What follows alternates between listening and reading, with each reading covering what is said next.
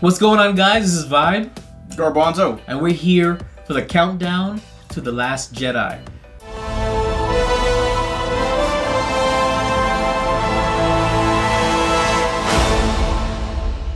And on today's topic, we're going to discuss the journey to The Last Jedi.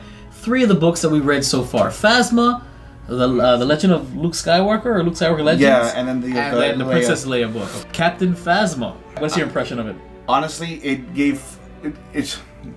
didn't surprise me in the aspect of what Phasma is capable of, and right. what it does is actually it literally brings.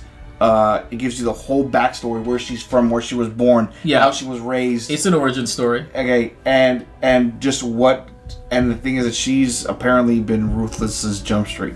I think the book is literally an answer to the fans crying out, saying that Phasma negative about her one. It's just justifying her one action that's controversial in the Force Awakens. She shut down the shields without a fight.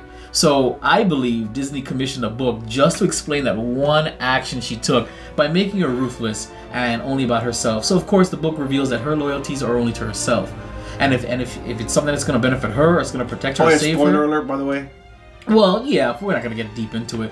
So I personally, I like the book. Don't get me wrong. I enjoyed the book. It was a good fun read. When I'm listening to it, they went too hard and too long trying to explain why in the future she's going to betray the First Order and shut down the shields. They just want to know, why didn't she put up a fight?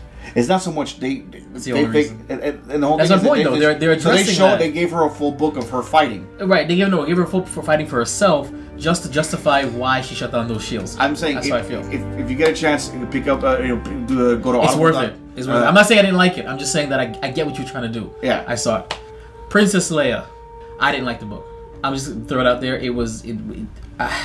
I don't know what the point of it was necessarily. I like the callbacks to how she went to Naboo and she was recognized by that guy, and he was gonna tell the Emperor that it was a terrorist attack with the rebels, and kind of saved her. And I think it kind of just that was the only scene that I liked. Other than that, the book really didn't move me. I didn't see the point. I don't see how this was a journey to The Last Jedi. Okay, I know what they were trying to do, but I think they were just trying to give almost like a backstory of how she became the general.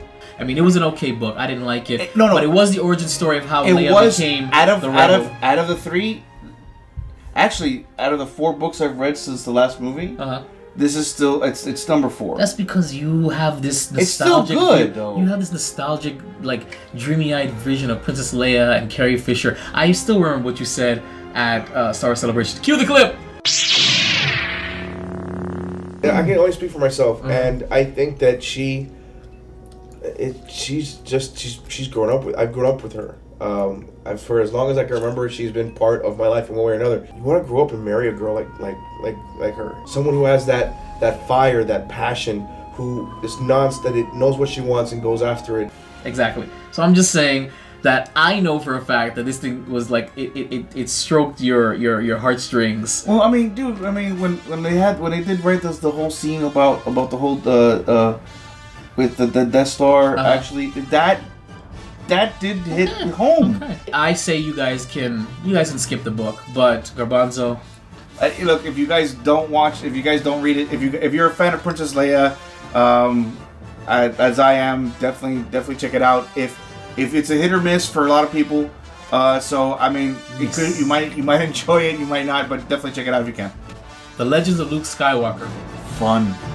It was an anthology type story. It was fun, dude. It was different. It was different. It was just the way it started. Yeah.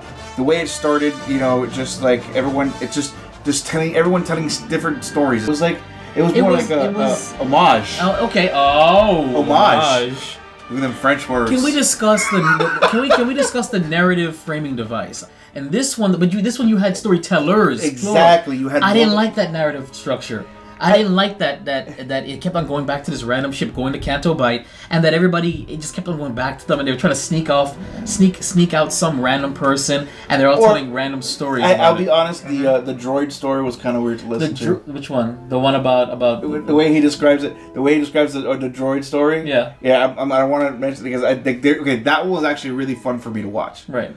For me to listen to. For me, watch. He watches the words. Well, they scroll. Now it's audiobook. There's audiobook. Scrolls. Anyway, but that one was really, really kind of fun. I actually enjoyed it. It was a little weird going different because it's not just they're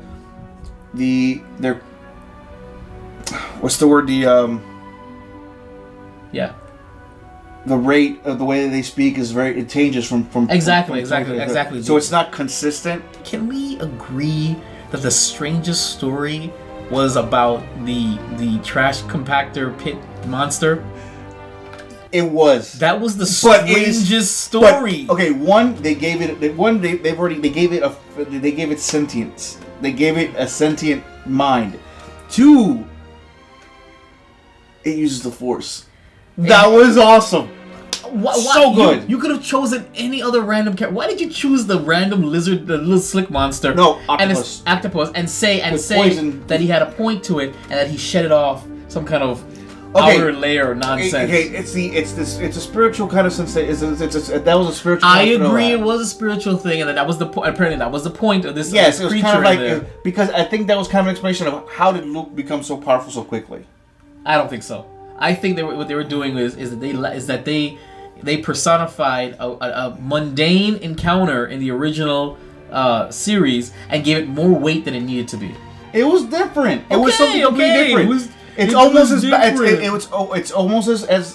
was a lot easier to listen to than the beeping and bopping of the freaking mouse droid in the other book that I was about to mention, than telling us that Moff Tarkin's gay. I liked the different versions of Luke. I liked that we got a little deeper with him. And that's another thing I just realized, and I just realized that now. You do get different versions. You get different enlightenments. Yeah. Different places in his life, either before the rebellion, after the rebellion, during the rebellion, and then when he's searching for different Force things to learn. So it's very interesting. I recommend the book just on that merit alone, to get to know Luke Skywalker a little bit more than beyond the movies, and of course the Garbanzo. Absolutely, it's a fun read. I'd read it over again. Absolutely. Thanks for tuning in to Countdown to the Last Jedi. There's way more to see, and then leading up to our non-spoiler review right after. Geek Bros Countdown, a 4-part special, continues all week.